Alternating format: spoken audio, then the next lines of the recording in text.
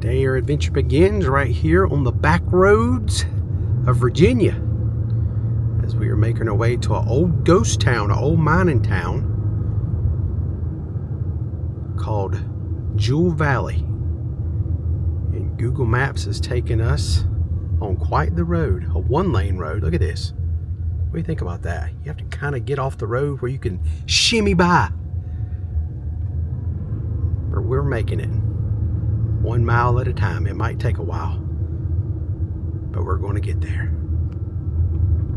Good afternoon, my friends. Welcome back to the channel. Hitch Hiking Yeti here. Thank you so much for joining me today. We are thick in it. We are in the Appalachian Mountains here in Virginia.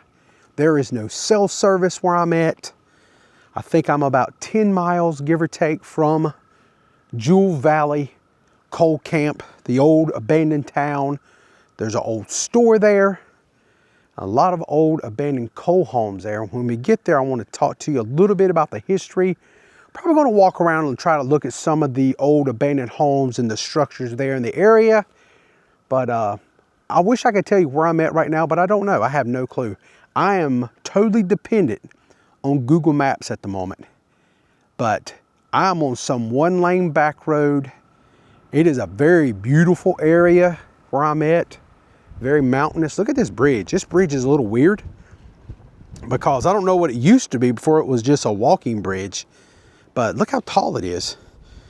And they actually have a sign. They do not want you fishing from this bridge. In the lake here, the water is very, very clear.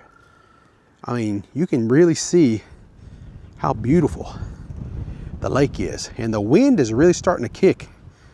So just wanted to let you know what we're in for today in this vlog. Should be a good one. Really appreciate you hanging out with me. So let's go ahead and make our way to the old abandoned ghost town, Jewel Valley. Here we come. Okay, so our nice one-lane paved road just turned into a nice one-lane dirt road. This has been an adventure here in the Appalachian Mountains, that is for sure. And my goodness, slow down and show you something here. Just look at that. It is straight down. This is mountain living. Now this here is a tight curve, a very, very steep drop.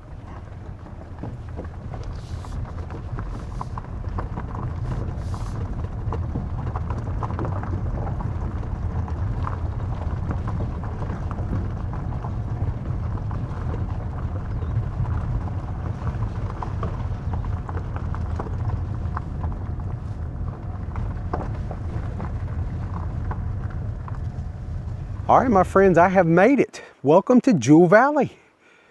To give you a little bit of backstory, Jewel Valley is one of the lesser known but deeply historic coal camps tucked into the mountains here in Buchanan County, right near the West Virginia line. Like nearby Pocahontas, it was part of the powerful coal network that shaped central Appalachia. Jewel Valley was developed in the late 1800s to the 1900s during the height of the coal boom of Southwest Virginia.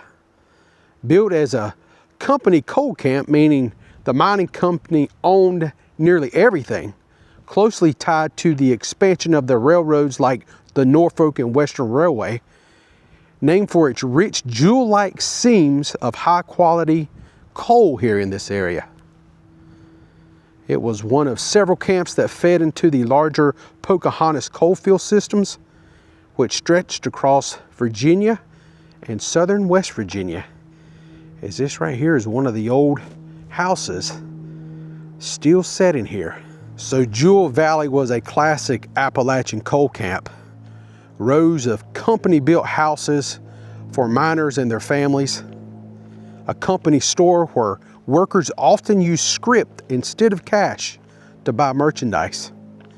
Churches, schools, basic community buildings, a mix of workers, local Appalachian families, and immigrants all worked the mines here in the area. Daily life revolved around completely the mine life itself. And speaking of company store, this cinder block building right here used to be the company store, I do believe. That is wild.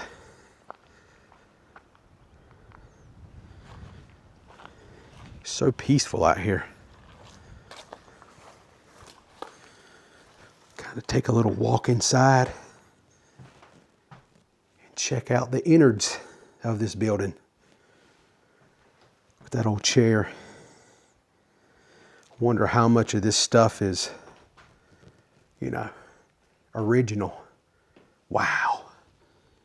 Look at that. I'm not going to walk in there because look at the flooring.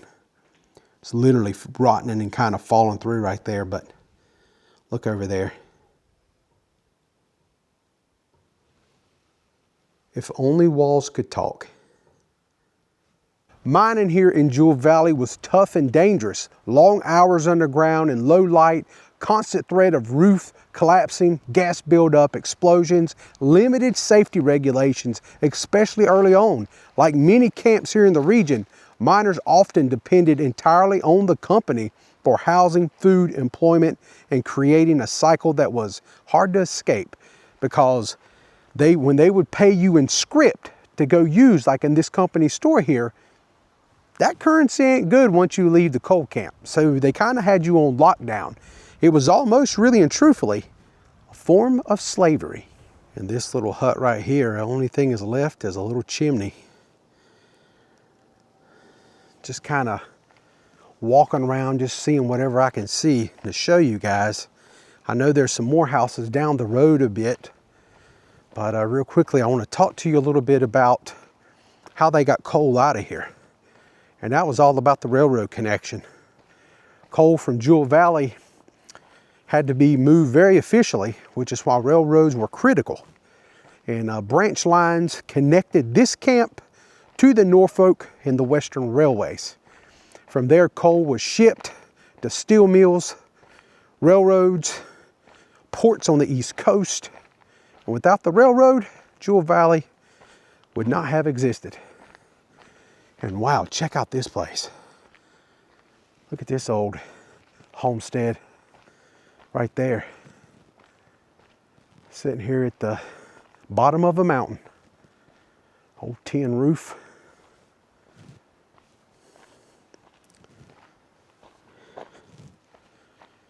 And it still has a rock, it has a, not a rocking chair, but it does have a chair right there on that front porch still left over.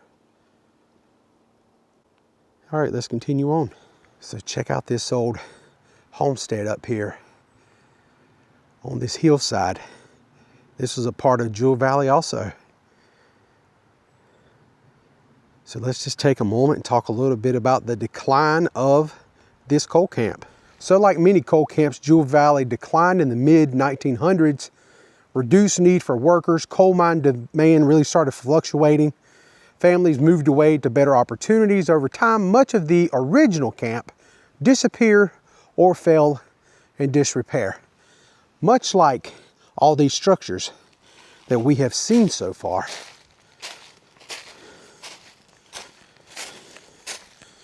Man, I tell you, this is a very steep incline just to get up here to this old place. And I mean, this place is just sitting here on the side of the mountain, wasting away. I don't really know how sturdy or secure all this stuff is. I'm just gonna walk on the main joist. See if we can jump inside here and check out this old home. Wow. Pretty cool. Pretty neat.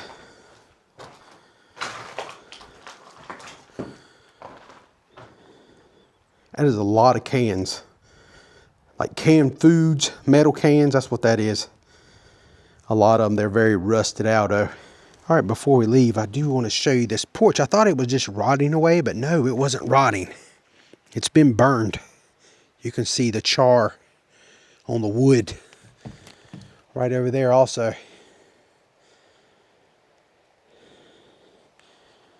Yeah, right down there is the main road that I drove in on. And there's a creek that runs along that road. And I want to walk down there and show you the creek and tell you a little bit about a water problem they had here. All right, so I made my way down the hill from the old homestead. And I wanted to talk to you a little bit about the last days here. So the coal camp really started shutting down in the 60s, as many coal camps do. But there was people, I think, still living here in the late 1970s into the early 80s. And what happened is the coal mining in this area actually contaminated the water supply. And so for people living here in Jewel Valley, drinking water would become contaminated. Wells and nearby streams weren't always safe.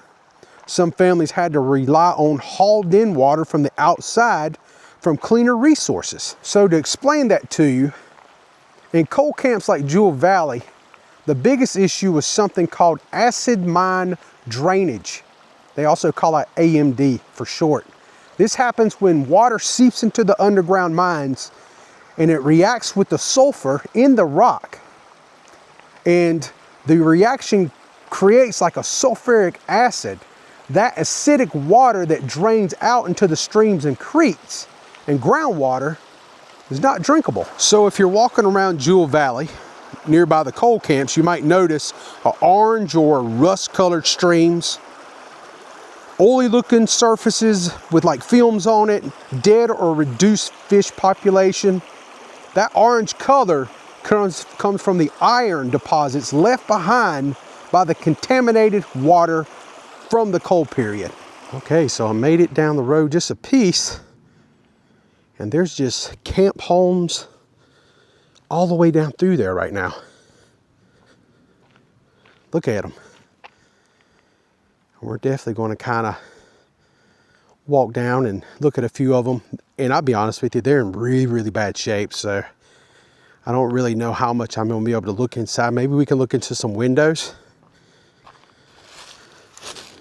because they are pretty rough for wear.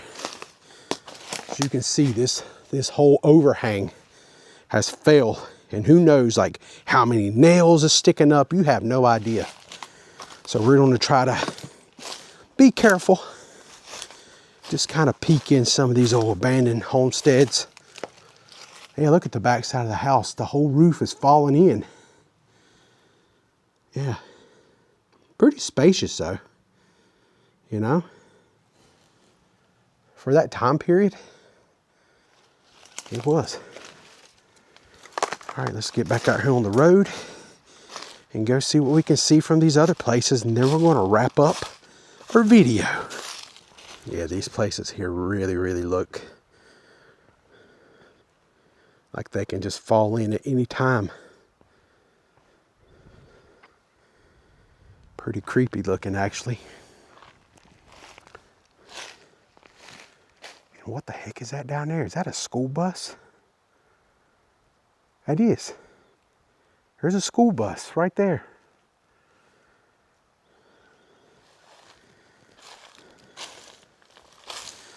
Now there is people that do live in these parts.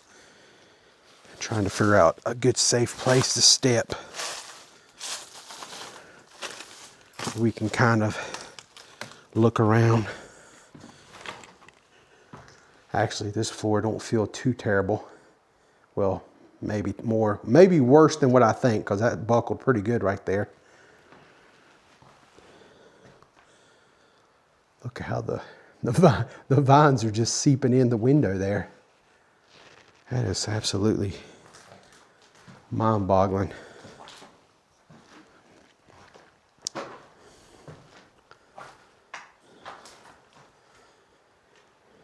Kind of want to see where the chimney is in this old place. Up there's the attic.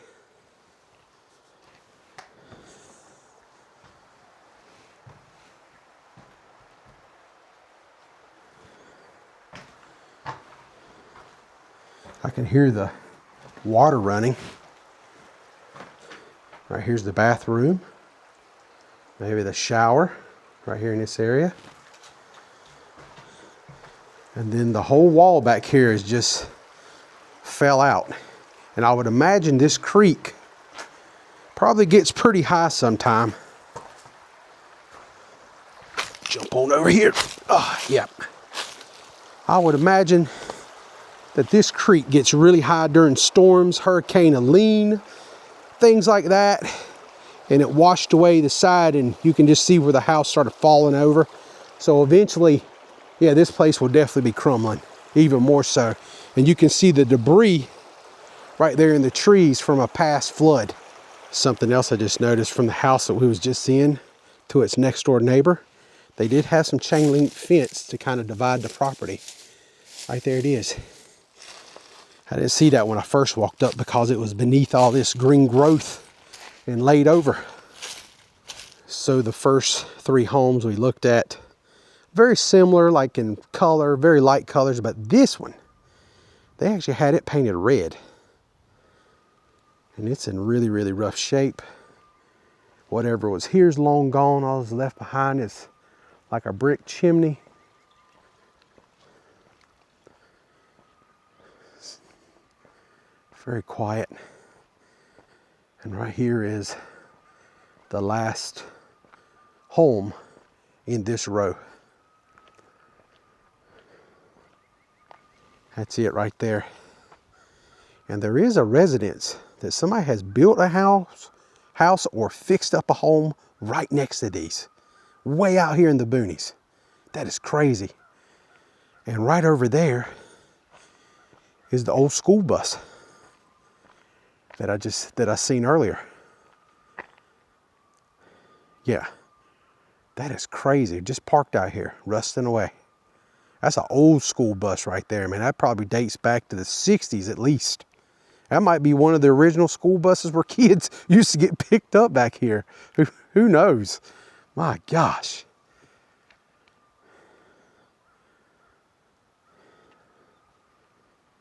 Creepy.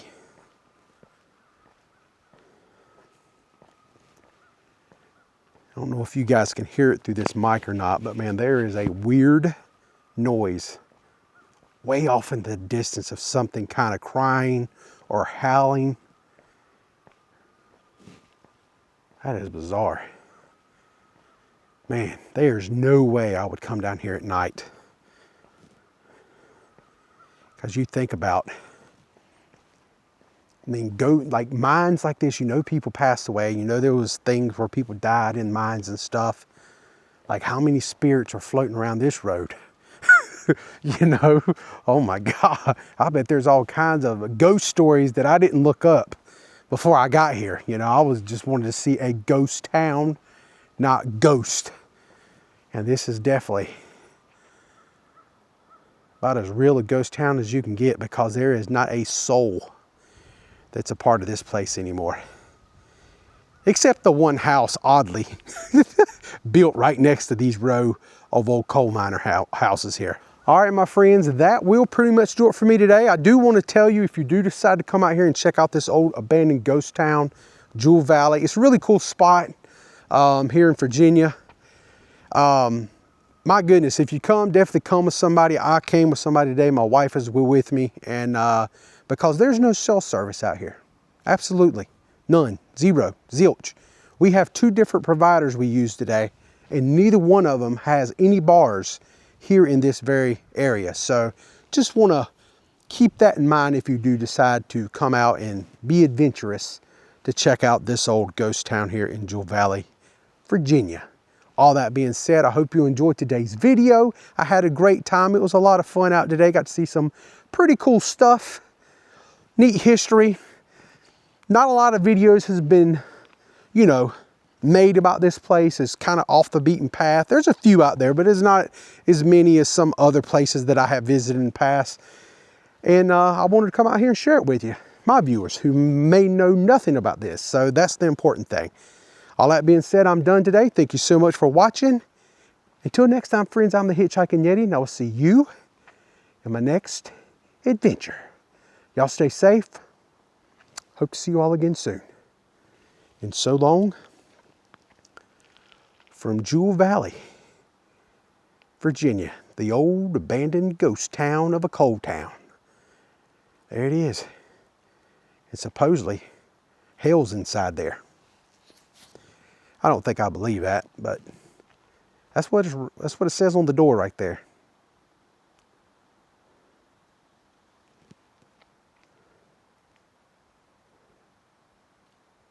All right.